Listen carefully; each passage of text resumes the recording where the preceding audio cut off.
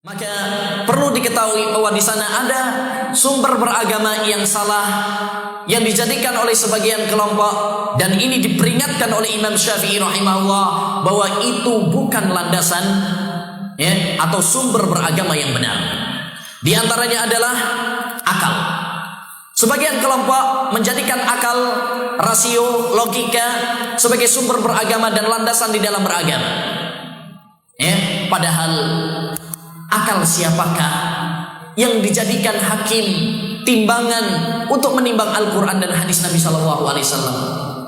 Alangkah kerdilnya akal manusia bila dijadikan untuk menimbang, menghukumi, menghakimi Al-Quran dan hadis Nabi SAW. Karena akal manusia, ilmu manusia itu terbatas. Wa ma utitum minal ilmi illa qalila. Tidaklah kalian diberi ilmu kecuali sedikit. Oleh karenanya Imam Syafi'i mengatakan, halaman 37, ini ucapan Imam Syafi'i, inna lil aqli haddan yantahi ilaih kama anna lil basari haddan yantahi ilaih. Sesungguhnya akal itu memiliki batas sebagaimana mata punya batas. Kita kalau melihat, apakah kita bisa melihat semuanya? Terbatas. Coba Anda melihat ke laut, apakah Anda bisa melihat isinya laut? Ya, menunjukkan bahwa akal manusia, pandangan manusia terbatas. Demikian juga akal kita terbatas. Maka alangkah kerdilnya kalau kita kemudian jadikan akal ini untuk menghakimi dan menghukumi nas. Bahkan mendahulukan akal daripada dalil, seperti yang dilakukan oleh orang-orang filsafat, di mana mereka mengatakan apabila berbenturan antara akal dengan dalil, dahulukan akal. Ini orang-orang seperti ini adalah menyerupai atau meneruskan pemikiran iblis. Iblis tatkala diperintahkan oleh Allah Subhanahu wa taala untuk sujud kepada Adam, dia tolak perintah Allah, dalil ini dengan apa? Dengan akalnya. Ya Allah, saya lebih baik daripada dia. Dia menolak dalil dengan akal. Dan ini ayolah ikhwah pembeda antara pengikut Nabi dan pengikut Rasul. Pengikut Rasul mendahulukan dalil daripada akal, dan pengikut iblis mendahulukan akal daripada dalil. Tinggal antum pilih mau jadi pengikutnya siapa. Baik. Yang selanjutnya di antara sumber beragama yang salah juga adalah beragama dengan ilmu kalam, ilmu filsafat. Ilmu kalam disebut ilmu kalam karena hanya sekedar kalam. Apa kalam itu? Artinya omongan aja, gak ada dasarnya. Al-Quran atau hadis Nabi SAW gak, cuma logika saja, cuma akal saja. Sehingga seringkali kita dapati seorang dengan entengnya dia mengatakan tatkala mendapatkan hadis atau ayat, tapi menurut hemat saya ini gak sesuai dengan logika. Menurut hemat saya, hemat terus. Menurut hemat saya ini tidak pas untuk diterapkan dengan pada zaman kita sekarang ini. Demikian.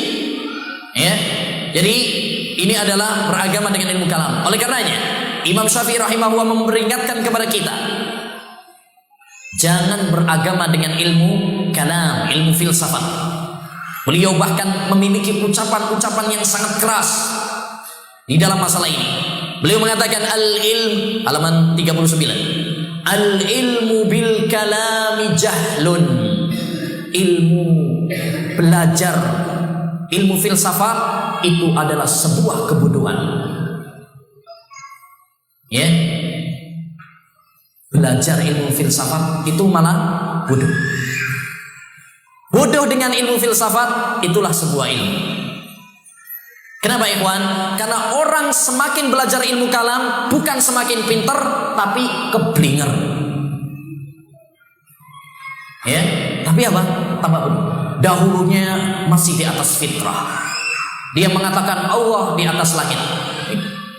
Tatkala belajar filsafat, kok tambah mengatakan Allah ada di mana-mana. Kan tambah rusak. Ya. Oleh karenanya perlu diketahui bahwa filsafat itu bukan dari ajaran Islam. Maka salah istilah, ada istilah filsafat Islam. Gak ada filsafat Islam. Karena Islam tidak mengenal filsafat. Karena filsafat bukan dari Islam. Kalau mau ngomong filsafat, filsafat Yunan. Karena itu dari Yunan. Ya, kita jangan terkecoh dengan sekarang banyak embel-embel Islami. Ada nasyid Islami, musik Islami.